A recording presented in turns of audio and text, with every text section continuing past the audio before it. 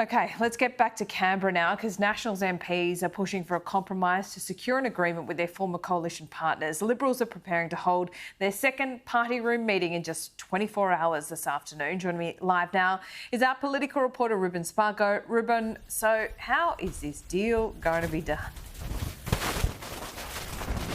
Oh, that's what's being worked on at the moment, Laura. A deal could be reached before the end of next week. Maybe at the very latest, it's hoped a coalition agreement can be signed on before Parliament returns on July 22nd. Liberal leader Susan Lee convened a virtual party room meeting at around 5 p.m. last night.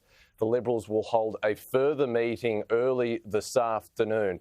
It was only hours before Susan Lee was set to announce her shadow cabinet that both parties agreed to re-enter into coalition negotiations. The Liberals maintained that it was the Nationals' refusal to uphold shadow cabinet solidarity that was a breaking point.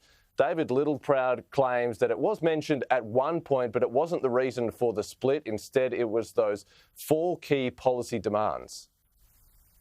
You're happy to have that cabinet solidarity? Well, see, this is an area where I'm a bit perplexed and confused because I only heard about the shadow cabinet solidarity thing through news reports, Sky News coming from the Liberal Perrin, Party. you were in these meetings, I assume, and this wasn't discussed at a party room level. We discussed the four policy areas that we would not budge on. Nationals MPs are now looking to a future negotiations. Here was one speaking on Sky News this morning about potentially a need for compromise.